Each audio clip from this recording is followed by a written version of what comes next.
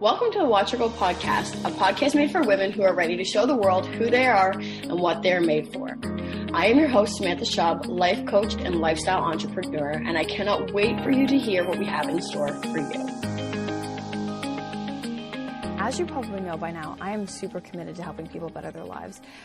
Although I do know that not everybody is ready to commit to a full-time coach, and that is okay. I created the single sessions just for you. Maybe you just need something one-off and you just need to talk it out in the moment, but you don't feel that you need a full-time life and relationship coach. That is quite all right. These single sessions are just for you, where we can dive in to whatever you're dealing with at hand and find you a solution so you're able to move forward. If this sounds like something you are interested in, head to the link in the show notes and book your session today. Hello, and welcome back to the Watch Her Go podcast. I have the greatest interview for you guys today. That was really dragged out, and I didn't need to say it like that, but I'm excited because honestly, it was just a really fun episode. There's a lot of nuggets. I get put in my place a few times in a good way, and honestly, I just thoroughly enjoyed this episode. I sat down with the CEO and founder of the Non-Sleazy Sales Academy with Annie P. Ruggles, and honestly, it is a beautiful episode. It is a lot of fun. She has an energy like no other, and I think you guys are really gonna get a lot, not only out of the episode, but just a lot of laughs, never mind information. So I hope you guys enjoy this episode as much as we enjoyed recording it. It was a fabulous time. And without further ado, we will jump into today's episode. Well, Annie, welcome to the show. I am super excited to have you. I am delighted to be here. Thank you so much. Oh, anytime. This is going to be a fire episode, I can tell already. Like flames are coming up out of my office floor. Sizzle, sizzle. I love it. Okay, so we're going to dive into some icebreaker questions, and then we are going to jump right in. So our first one is, I am currently addicted to. I am currently addicted to, oh boy, karate lessons and sour candy. What kind of sour candy? Any, but like the more sour, the better. So like, I love that. Super sour warheads, like the stuff that reminds me of grade school. So like sour Skittles, warheads. What else have I had? Oh, there's like gummy lifesavers that are sour. They're fantastic. I don't think I've ever had those. Don't eat them. They're terrible for you. There's no actual ingredients in them. But I can't get enough. The worst with sour candy is when I laugh a lot, as you could probably tell already. But when it gets like right in the jawline and you're eating a sour candy at the same time, it's the worst. It's the worst. Or the other day I had like hay fever, and you know how sometimes when you have allergies, like it makes your mouth kind of itchy. I ate a bunch of sour candy on like weird allergy mouth, and I was like, I think I'm dying. Uh-oh. And my husband was like, no, I think you just need to put the candy down. Like, stop torturing your tongue. I am fortunate enough to not get allergies. I don't know. Oh, I'm not even continuing this interview anymore. I can't talk to anybody who doesn't have allergies. You don't even know. You're one of the special people. Oh, I know. So many people have allergies, and I'm like, I'm good. I'm allergic to life. Like, especially at this time, like we're recording in mid-May. This is peak allergy nonsense for me. So good job, you having amazing bionic sinuses. The rest of us are in hell. Oh man. Okay. Well, with that, you currently wish you were living in maybe a place where you wouldn't get allergies. Where would that be? I don't know. A padded cell? I mean, I'd probably be allergic to the cotton. Where do I wish that I could live? I wish that I had a second home in Ireland. Ooh. In the southwest of Ireland. But I love Chicago. I live in Chicago, and I love our beautiful home. So I wouldn't want to leave this entirely, but it would be really, really lovely to have a home base in the UK. That's amazing. 'Cause you know what? I've always wanted like a condo in Chicago. I've been twice and it just feels like home. It's super strange, but I just feel at home there. Yeah. I loved it. Loved it. Okay, so our next one. It's a pretty special place. It is. It is. Although I haven't tried the deep dish pizza. Ew. And I love pizza. I never got to it. Don't eat for like 3 days. Even if you're not lactose intolerant, take a Lactaid. Pray to whatever God you love, and then you can go into deep dish pizza. It is such an undertaking. Chicago style deep dish, it's like ridiculous. I've heard so many good things about it that I'm actually disappointed in myself for not having it. My second COVID vaccine, the one that's supposed to knock everybody on their butt, I think 2 pieces of deep dish would have a greater impact on my immune system than my second vaccine. Mm-hmm. That's hilarious. Okay, so maybe I won't try it. No, you have to try it. It's a rite of passage. You have to try it. But I'm a famous hater of deep dish because I got to the point where friends would visit Chicago and they'd be like, let's go get deep dish. And I would sit there and watch them eat it. And they'd be like, do you want some? Like, no. I've done this already. I've done this more than twice. I'm fine. Like, oh, that's amazing. For the rest of my life, I'm fine. But also, I'm originally from St. Louis, which is basically if you put pizza on a saltine cracker. And I love that. So going to like Mile High cheese and toppings is just, it's a bit of a culture shock for me. Yeah, I guess that would be a lot, eh? Mm-hmm. That's amazing. God. Okay, so our next one. If you could bring back any fashion trend, what would it be? All right. If I could bring back any fashion trend, what would it be? I think just dressing up. Like, especially now after 15 months of lockdown. Like when I mean, even now I'm wearing like a really cute dress, and underneath my really cute dress, I'm wearing like leggings because my legs are cold. I get dressed up whenever I can now too. Right? I get dressed up from the waist up, but like I would like to bring back like whole outfit dress up as like a standard. Like when you used to go to the airport, like when we were really little, people used to get dressed up to fly. Like they would be like in their pearls or like, you know, in nice outfits or whatever. Or when you would go to the theater or something, like nobody would be in jeans. Everybody would be dressed up. Yeah. And I would like to bring back dressy everyday occasions without us having to go so far back to be like, if you are a woman, you must be corseted at all times. Like, let's not go that far back. Yeah. Right? Like some of us are still rebelling against bras after COVID, but I would like humanity to put in a little more effort again. I agree. Honestly, like I use any excuse to dress up. Like when I go to the Nutcracker, or even like the one time I did fly into Chicago, you know, I was going for a conference, but still like I didn't have to dress up to go. It was fun to get dressed up. Right? Yes. I mean, and conferences are exactly right. Like, even if I'm rocking like a branded t-shirt, I have like a tutu on and cute shoes and like or a nice coat to go with it. Yes, some accessories, some kind of outfitting. And I miss that. Yeah, me too. As I sit here in my camo leggings from Walmart, I miss that. Yeah, but like I feel like, I mean, sometimes I do dress up to be around the house, but then it's like, okay, well, I want my sweats now. Like, this is fun for a minute, but you're like, all right, complete. I did it. Yeah. But then I like swing way wide in the opposite direction, and I find like the rattiest sweatshirt, the rattiest pair of shorts, and then I just like pile my hair up in the top of my head with scrunchies. Scrunchies are back. Yes, they are. I didn't tell them to come back, but they came back on their own. Yeah, they're good.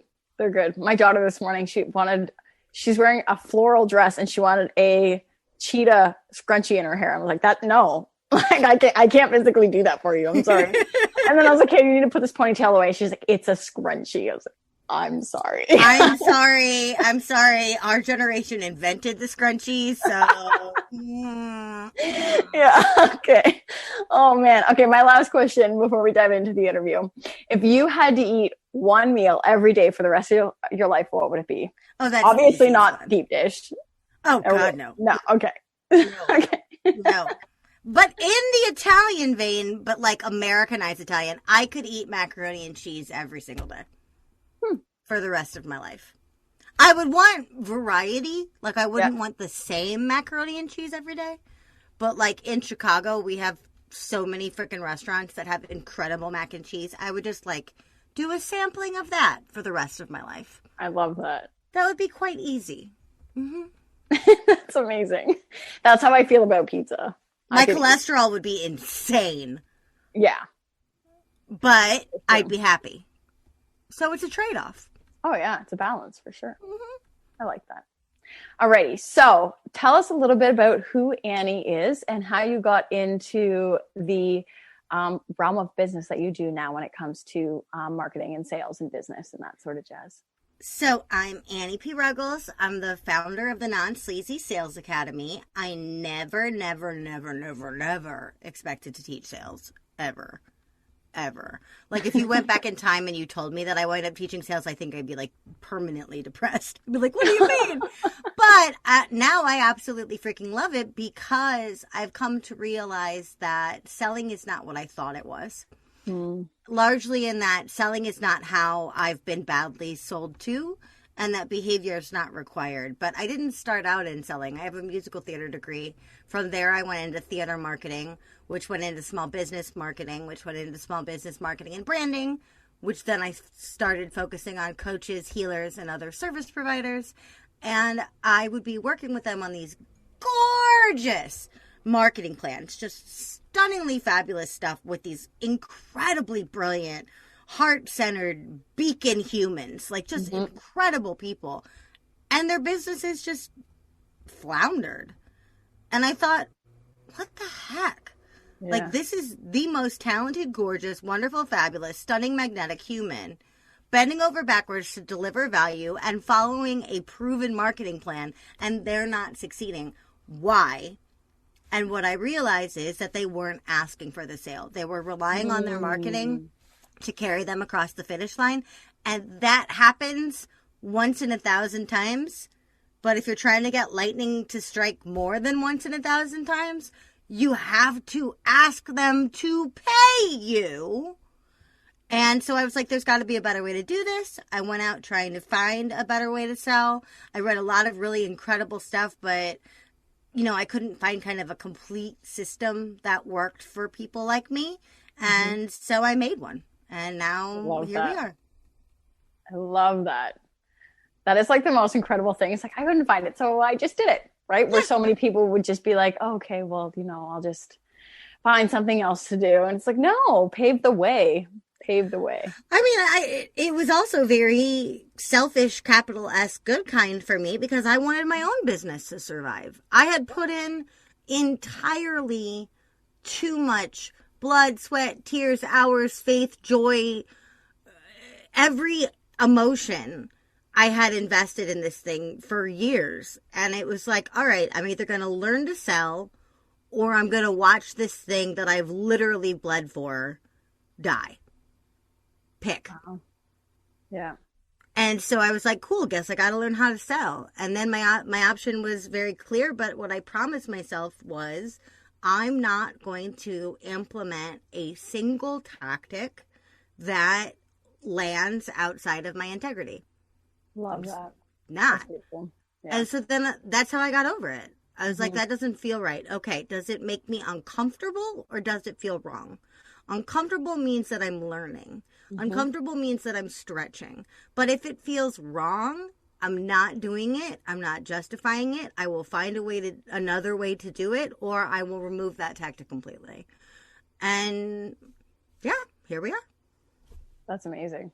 And I completely agree. Like, that's what held me back in any type of sales for so long. It was just like, I don't want to feel sleazy, right? And like, we're meant to think that it is. So, which is another reason why I was so excited for today's episode. Like, I knew it would just be fire, and I knew that there's just so much knowledge that was going to come through here. So I'm guessing, actually, you kind of answered my question. Like, how did the Non-Sleazy Sales Academy come to life? But if you could maybe have a little bit more insight on that.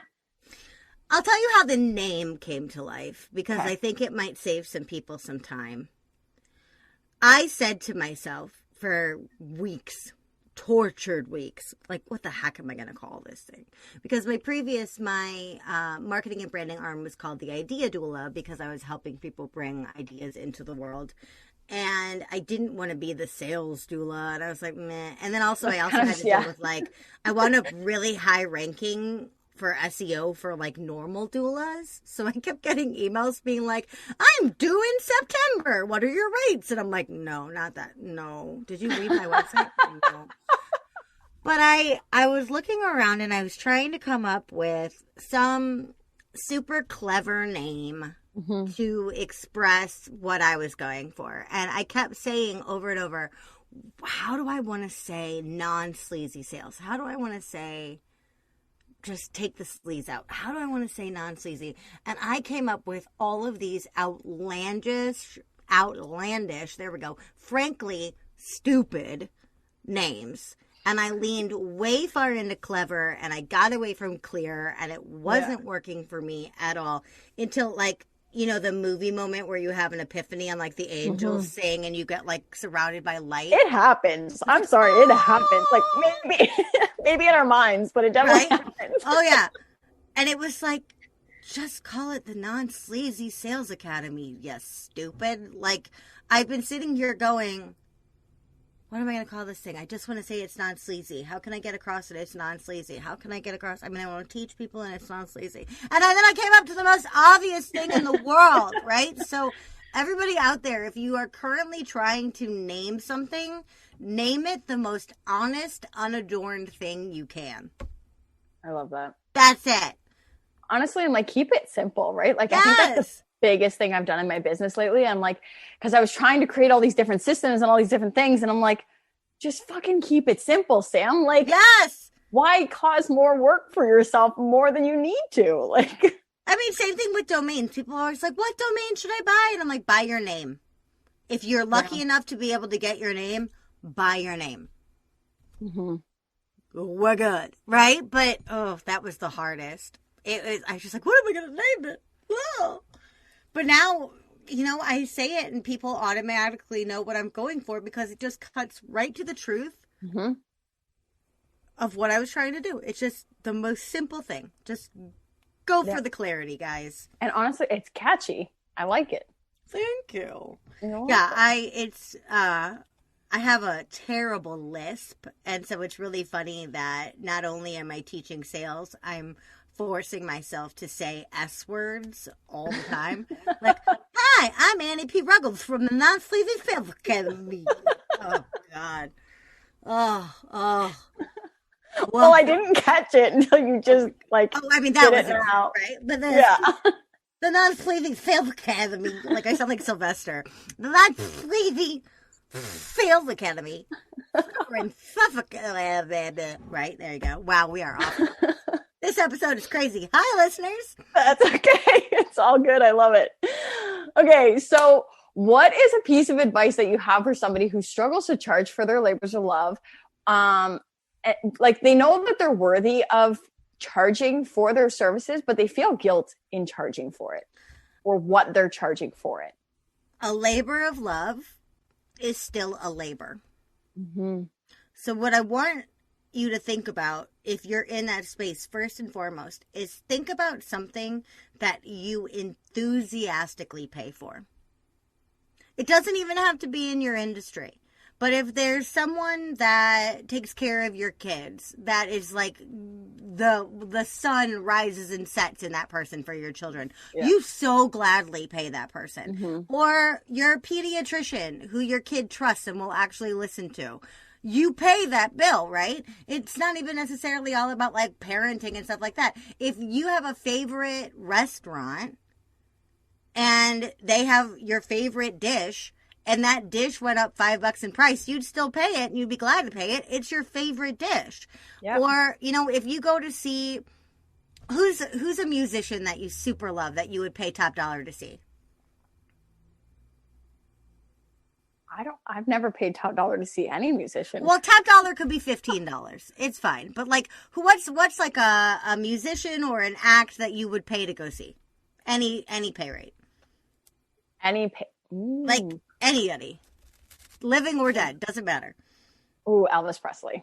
Okay, cool. Hands down. If you had the opportunity to see mid-era Elvis, not late-era Elvis. Mid-era prime Elvis. Yeah. You would pay whatever was required of you for that ticket that you could afford comfortably or a stretch, and you would not resent Elvis for making you pay that because it's an opportunity to see Elvis. So whether that's a babysitter, a doctor, Elvis, or a chef, or any other number of things, there are things right now that you see as worth your money. Oh, if I could have a maid service right now, hands down. There you go. Hands down. So why would you not be worthy of that same trust? You're going to give me chills. Would you not be worthy? Right? And so we assume that resentment. We assume all of those things.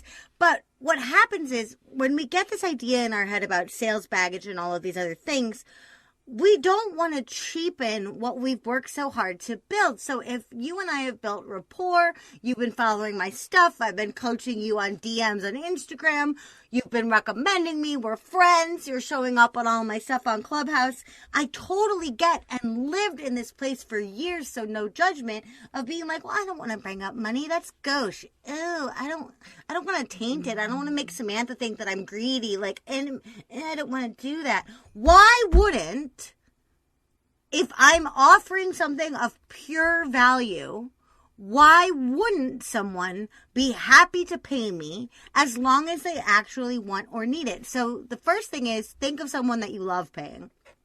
The second thing is, honor the value of what you provide. And the third thing is, remember that unfortunately money is the currency of this planet. If I could get paid in baby goats, I would love it. But I can't, right? Yeah. And so it's an even exchange. We don't live on the barter system. I wish we did. We don't live in a way that exposure or a Facebook like can pay my mortgage. I wish we did. But for right now, for everything you're putting out, the only way that person can make it an even transaction is to pay you. And so, if you want to stay on the non-sleazy side of things, you just have to promise yourself that you will never force someone into buying something that they don't want or need. Because that's really where the arm twists, the manipulations, the gimmicks, all that stuff comes in. Banish that by just saying, if they don't want it and they don't need it, I'm not going to sell it. Period. And then if they do want it and they do need it, I need to be willing enough to show up for myself in order to receive so that it's an equal transaction. Nothing more. Wow. Nothing more. That was so powerful. But what if you're somebody's mid-era Elvis? I never thought of it that way. I mean, so many people that hang out in our circles, Samantha, are coaches, are healers, are really big, take you by the shoulders and help you change your life. That's freaking invaluable. I couldn't agree more. Why couldn't you be somebody's lifeboat? Why couldn't you be somebody's Elvis? And in both of those situations, if I had an ambulance come pick up my house right now, even if I desperately needed it, they would charge me about $2,000. And I would have to pay it. That I would begrudge, but I would have to pay it because it's the cost of the service that I want. Yeah. Wow. I'm like, I've got like chills, emotions, like words, no words. That was so good. I love that. I I tend to get kind of preachy. I think in I love past, it. like if I ever do like a past life regression session, they're going to be like, you were some kind of weird, loud preacher. And I'd be like, that makes sense. I'm the same way, but then there's times where, especially when I first started in coaching, I felt guilty charging for something that I would give somebody for free. Of course. Mm-hmm. But that's also when you were still, just from hearing that, I know that was also from a time in your life when you were figuring out how you could be most valuable and useful to the world. Yeah. Right? And so you're like, cool, I'll give this for free and I'll give that for free and I'll give this for free and I'll do this and then I'll bend over backwards over here and then I'll bend over backwards over there. And then what happens? Everyone around you gets the benefit of you and you lose everything. Mm. It's martyrdom. Yeah. It is. If you give and give and give and give and give and give and give and give and give and give and give and give and give and never ask, not only is that like the highway directly to burnout, that's like the burnout express lane, but you actually wind up getting resentful of the people that you've helped because you're like, well, what have they ever done for me? Nothing! You didn't ask them to do anything! Even with the free stuff. Well, I mean, I did it for free, so I feel bad asking for a testimonial. Why? Oh, it was freaking free! I've never, honestly, I'm going to be completely blunt and honest here. I am terrible for asking for testimonies. All right, well, we need to change that. I know I need to change that because I've got tons. Like, I know that I have tons both from paid and free. It's just, I don't know. It's one of those things where it's silly now that I think about it. Think about it this way. I'm gonna lean into that for a second. By the most recent study that I've seen, up to 86% of customers would gladly refer you. Gladly refer you. But fewer than 30% do. And the reason is they're not asked. They're not asked. We assume that people will do stuff unasked. They don't. Mm-hmm. Because they're like, well, I don't know. I don't know who she's looking for. I don't blah, blah, blah, blah, blah. So, okay, first off, your homework from me is, this is the way it's going. This is turning into a session now. Like, we're just going to treat this like a session. Sorry, podcast. It's a session now. First thing, you're going to go back and you're going to ask for testimonials. But going forward, the easiest way to get them in the moment is to chase the compliment. What I mean by that is, if at the end of this episode, you and I are chit-chatting again, and I'm like, Samantha, that was the most fun ever in the world, then you should be like, thank you so much. Would you mind writing that down? That's the whole ask. Oh my God. Thank you so much. Would you mind writing that down so I can share it? Reviews really help my show. Would you please go review us on Apple Podcasts? It really helps my show grow. If someone says that was the single greatest coaching session I have ever had in my entire life, say, listen, I need the world to know that. What details would you be comfortable with me sharing and what details would you not be comfortable sharing? Because I need that on my website by the end of the day. They want to help you. They're already primed to praise you. Just ask them to write it the frick down. Right? Chase the compliment. When they're already in that vein, it's just more of the same.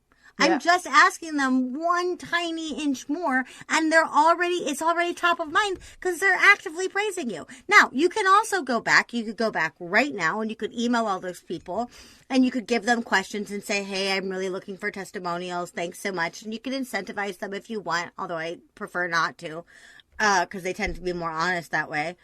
But for the good, right? We assume that if we pay someone, they just come off more fake. If we say, like, please just write me this, they'll write you this glowing whatever. But going forward, the next time someone praises you, just go one step further, be gracious, say thank you, explain why what they said is meaningful and purposeful and valuable and warm-hearted to you, and then say, listen, that's what I need people to know about me. Would you be willing to help me spread the word? All I need you to do is write that down. Or another thing, make it even easier if you're talking to someone and they're praising you, you write it down while they're saying it, and then you go, hey, how would you feel? Just checking. How would you feel if I quoted you on this? Would you rather that be your name, your initials, or your nothing?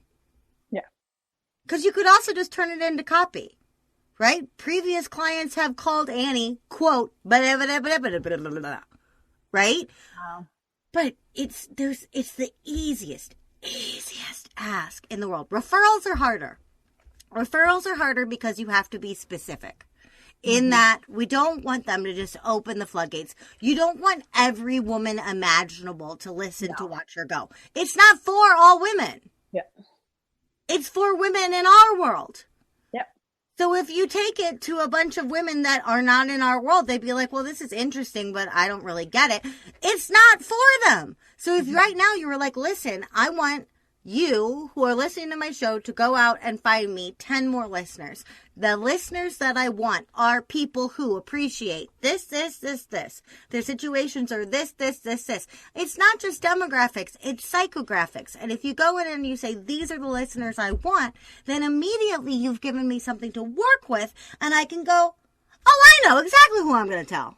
But even that's just asking for the testimonial, feeding their words back to them, asking them to write it down, or saying, can I quote you on that?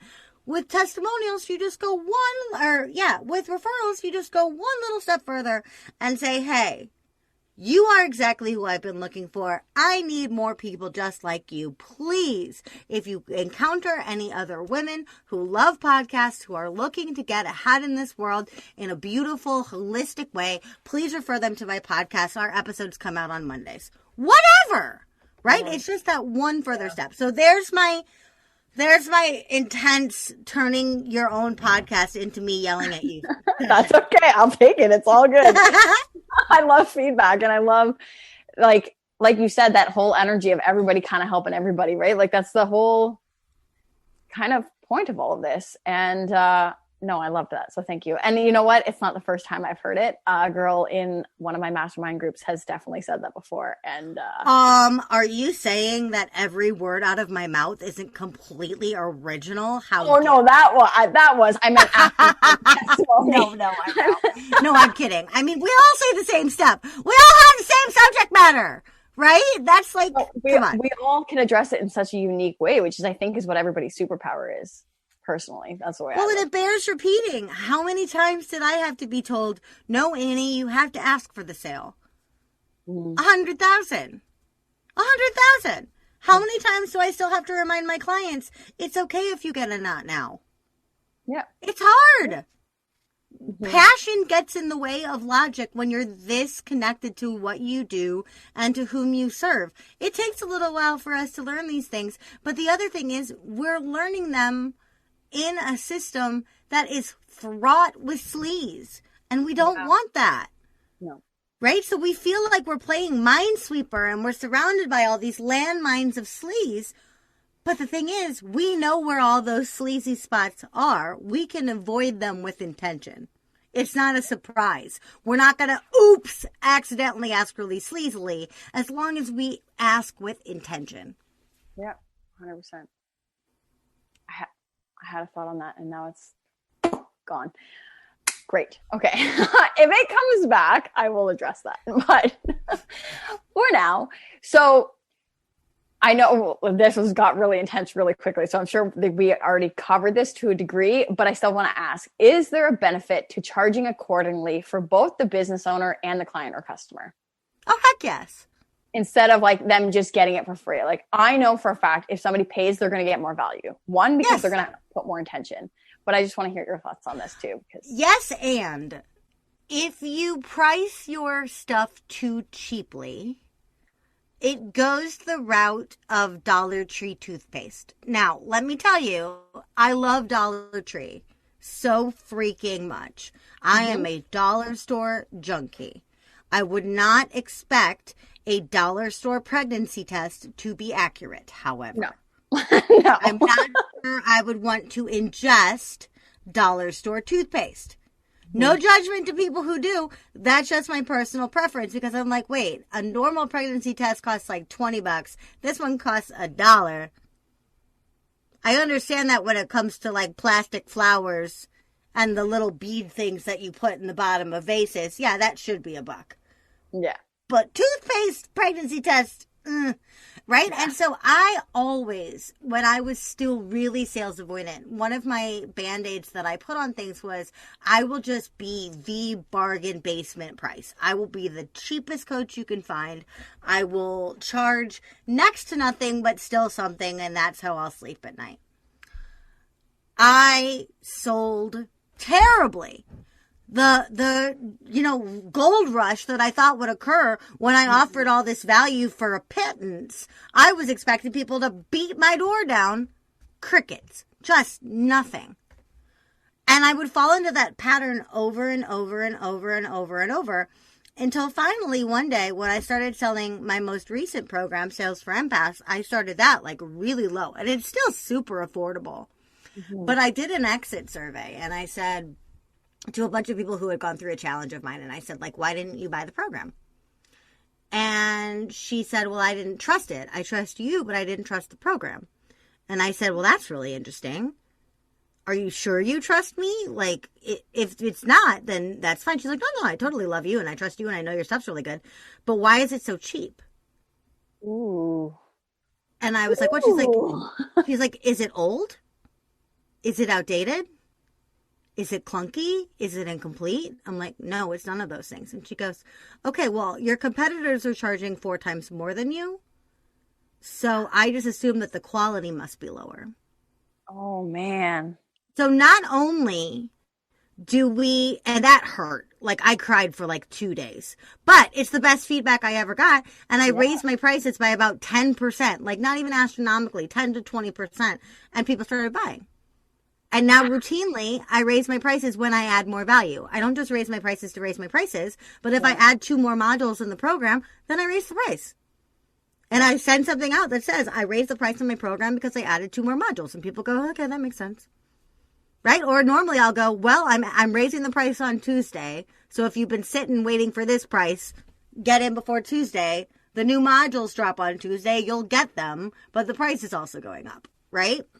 So that's part of it. The other thing is, yes, we absolutely put a premium on the things we pay for because we feel the need to honor that investment. Mm-hmm. And the thing is, not everything has to be a $10,000 mastermind, right? The $10,000 mastermind for some people is the $500 course for other people. That $500 that $500 has to come from somewhere. Yeah. Right? But the other thing is, we don't know our client's wallet. We only know our own. Yep. 100%. And so if we shop from our own wallet, you're totally right. Think of the things that you don't pay for. Not the things that you're given, not the things that are gifted. Think about the things that just come to you automatically. Great thing is there are, emails. There are some absolutely incredible newsletters out there. Mm-hmm. Absolutely amazing. They should charge for these newsletters. Phenomenal content. Those pop up in my inbox. Do I ignore them? Knowing that they're fabulous. Yeah. Why? Because it's just an email. Yeah. Now, if I was paying $99 a month for those emails, would I read them? Yeah. Hell yeah. Yeah. I'm not going to waste that money. I'm not going to waste that time.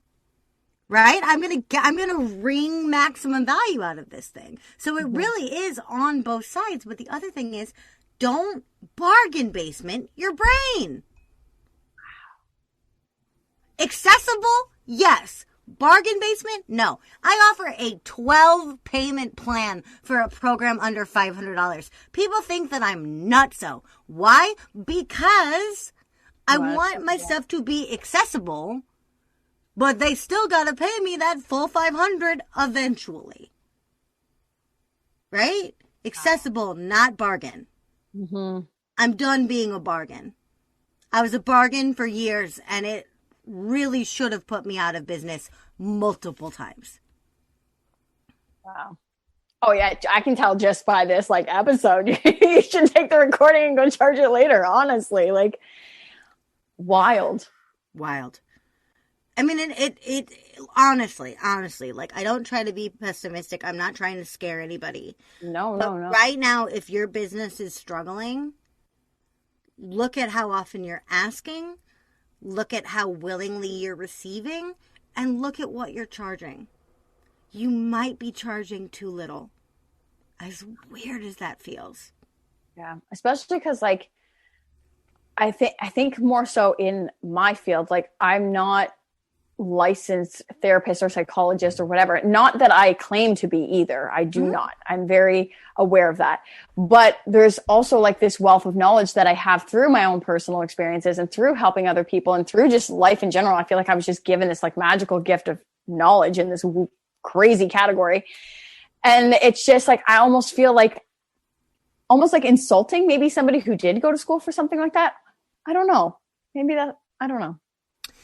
I mean, that's all of us just trying to not overpromise, right? Mm-hmm. I think that's part of it too, is that so many of the times when we've been sold to terribly, it's because we've been overpromised. And I think because of that, we're all very sensitive to making sure that we can over-deliver. Mm-hmm. And so what's the easiest way to over-deliver is to dull our own voices and then show them who we really are. Mm. It works. It's so funny, too, because, like, any feedback I've ever gotten is always, like, over-delivering. You know what I mean? That's just, like, that's kind of who I am. And I do it just naturally, which is, yeah, it's just crazy to think of yourself in that kind of dynamic. Well, here's the thing. In order to over-deliver, fantastic. Go ahead and over-deliver. But over-deliver what you're fairly compensated for. Like, or once you're fairly compensated, right? Mm-hmm. And the thing is, especially because what you just said, I love the way that you said that. Those of us who are over-deliverers, we do it naturally. And we will find a way to do it. Whether it's sending a really heartfelt thank you card or giving somebody an extra session if they're really struggling. Whatever it is, we'll find the way. But we don't have to preface that. We don't have to set ourselves up for success in over-delivering by promising less than we are at the jump or asking for less than we deserve at the jump. We can over-deliver on our own. We are beautiful and special and snowflakey enough to over-deliver on our own. We don't have to go, oh, I'm going to pretend like I'm Ali Sheedy in the Breakfast Club and then surprise I'm Molly Ringwald. We don't have to do that. Yeah. Yeah.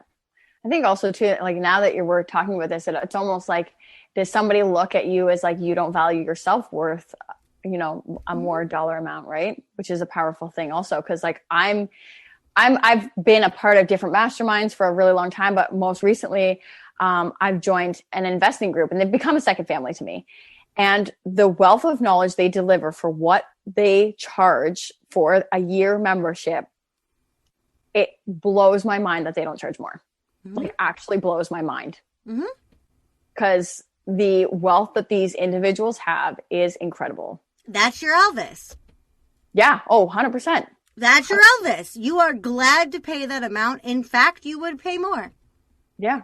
Yeah. It shocks me, actually, right? Like, the wealth of knowledge I've received from coaches and individuals and everything else. And when you hear, it's like, you should be charging more. And so it's funny that we can look at it, not that dynamic, but when it comes to our own sales, we kind of have a little bit more work to do on that. But if you were talking to the leader of that group and you were saying, this is so freaking valuable, I'm just floored by how valuable this is. And they turned around and they said, hey, Samantha, would you write that down for me? Oh, I just did it recently. Yeah. Happily. Did you feel any hesitation? No. So why can't you ask for testimonials? Oh, we're back on it! Circle, mic drop, blah, blah. You're 110% right. 110% right. It has actually been a really long time since I've asked for a testimony, and which is crazy because, like, the amount of people I have reaching out with kind things to say, I should be asking more. They're also internally valuable. I have a little box that I made that it says, well, you're on camera, so you get to see. Listeners, haha, you don't. But I have this little box that says Imposter Syndrome, and then it's crossed out, and it says evidence to the contrary. And it's just a little box, and it sits right next to my desk. And in here are all of my thank you notes from my clients. And if I ever have a day where, and I do, oh, believe me, I do, where I screw up, I feel really shaky, I feel out of my league, I apply for something that I don't get, I apply for something and I do get it, and then I'm terrified because I'm like, oh my God, I can't believe I got this. I just open up my little box and I just read my little thank you cards. And they remind me that I know what I'm talking about. And they remind me that my heart is with my clients and in the right spot.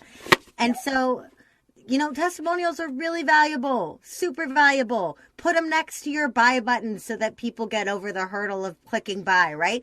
They're valuable, but they're also valuable for you. Yeah. 100%. Yes, I've got this. Yeah. That honestly, that makes my day when I hear stuff like that. Yes. Yeah. Oh man. Okay, so I have another good question. Ooh. What is the greatest thing that a business owner can do for themselves and the success of their business? What is the greatest thing a business owner can do? Or like a piece of advice that would be like one of like a top-notch piece they could do. Top-notch mic drop type. What is it? Let's see. Ooh, I just got to pick the one thing. All right. Let's see.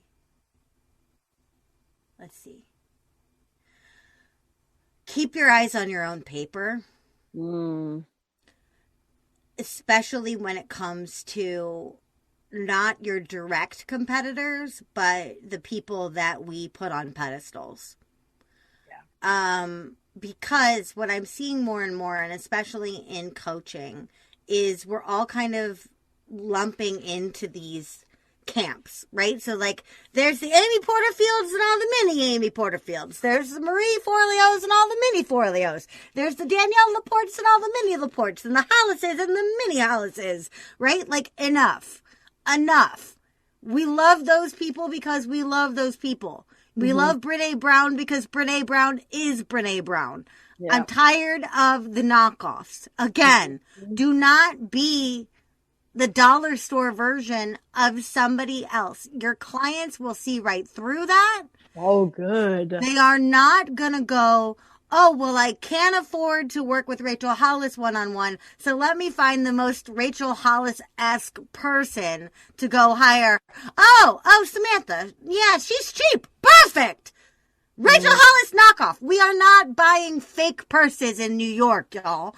Yeah. Be yourself. And I know that that's played out because we hear about authenticity and all these things all the time, but especially in selling, I have heard people try to copy the offers and asks of the masters, air quotes masters, to the word. It sounds stupid. Yeah. It's just not natural. It's not natural. It's completely disingenuous. And also it's that idea of like when you watch a sitcom that plays out like on a trope that's been done 1,000 times, you're like, I think I've seen this episode before. No, you've just seen that trope before. Don't do that. Don't do that. You right now are just as worthy of attention as the greats are. The greats have just put more money, more time, and more consistency into it than you have. But you are not going to pave your path to greatness cobbling together bits and pieces of the strategies of those who went before you. You got to find your own methods that work for you, and you have to do them diligently. Magic. Freaking magic. Holy shit. I loved that. It's just so true because I've definitely been that person too, where I've gotten distracted by other people's things. And I'm like, okay, well, maybe I should be doing it this way and this way. And it had to come to the point where I was like, no, like just do what feels right and natural to you and like allow that to work its magic. Right. Like I used to work for another coach. I did for a while after I left my software career. I did some like sub coaching, we'll call it, right? Mm-hmm. And we were teaching them how to launch and blah, blah, blah, blah, blah, blah, blah, blah, blah. And most of the clients in the program were ooey gooey empath energy healers. And the woman that was running this was the exact opposite of that.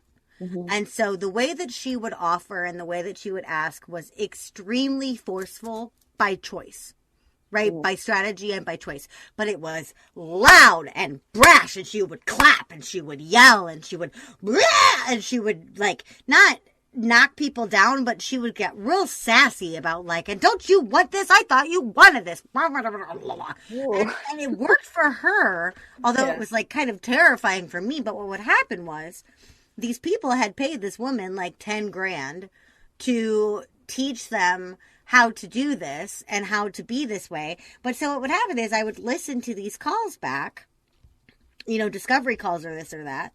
And the whole time they'd be like, so lovely, so gorgeous. But then because they decided that the only way to sell or get money was the way that the guru had, they would totally wait 28 minutes of a 30-minute call, be totally gracious and adorable the whole time, then realize that they only have 2 minutes left, and then suddenly they'd be like, do you want to change your life? No, what the hell?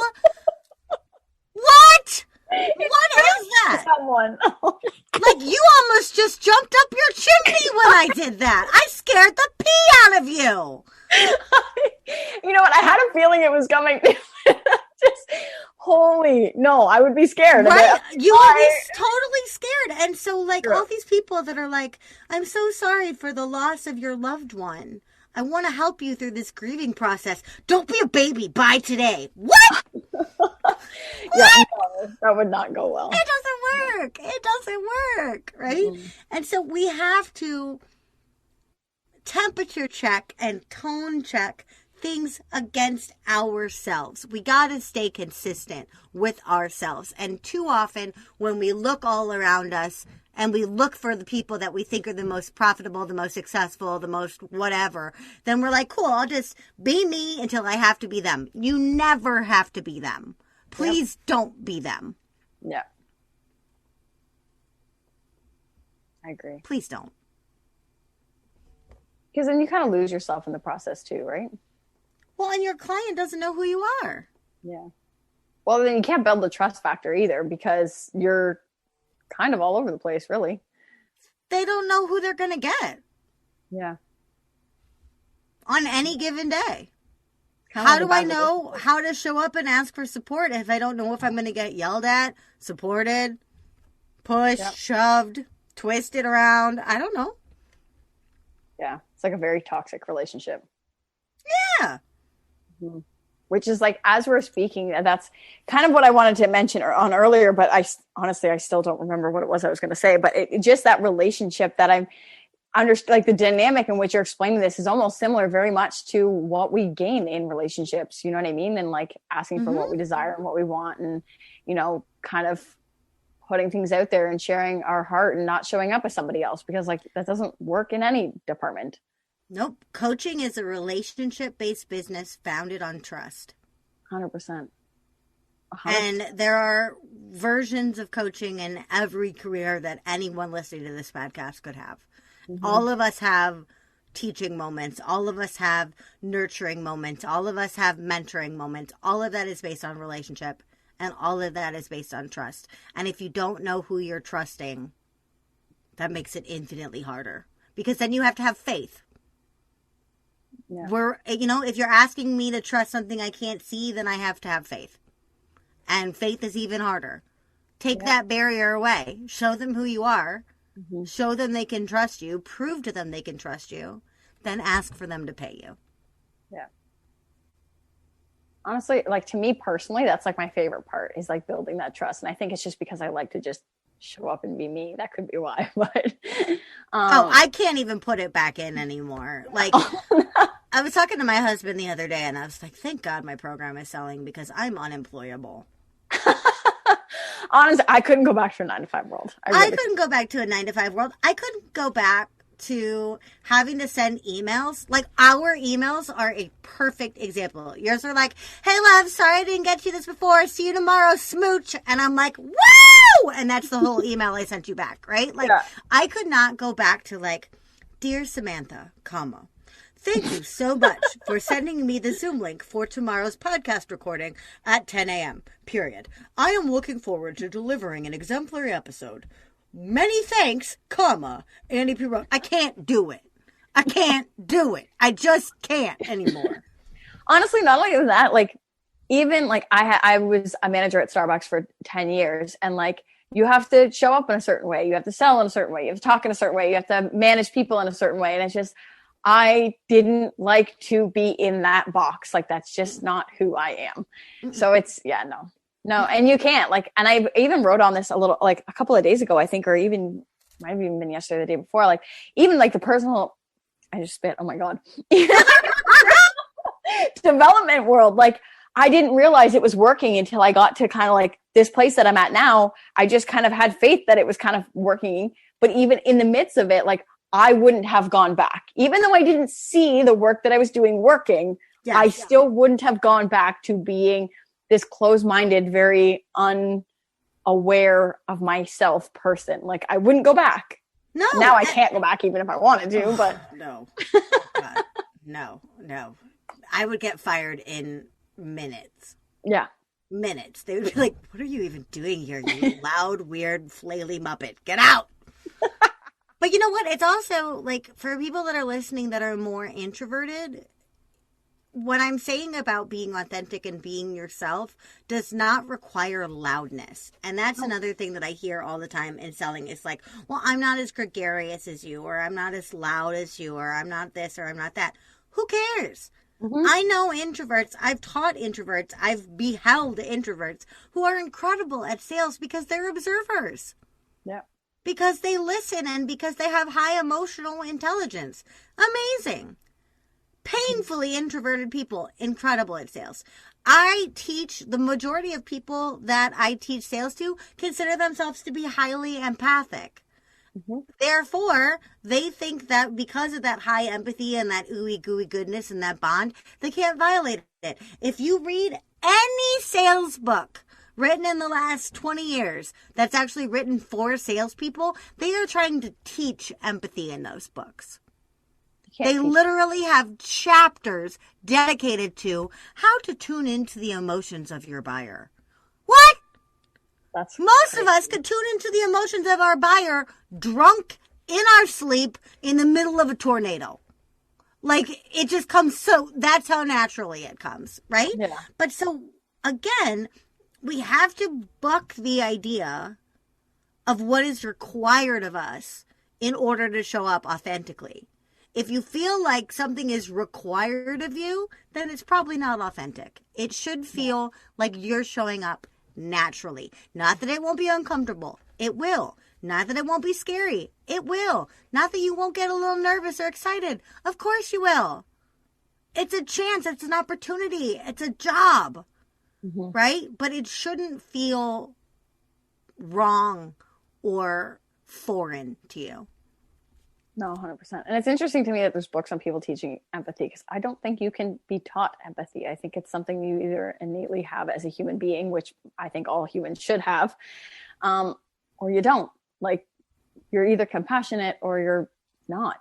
Like, you either care for people or you don't. Like, I don't feel like there's an in-between. There's ways that we can screw up and maybe hurt somebody unintentionally, and being aware of that and speaking, that's totally different.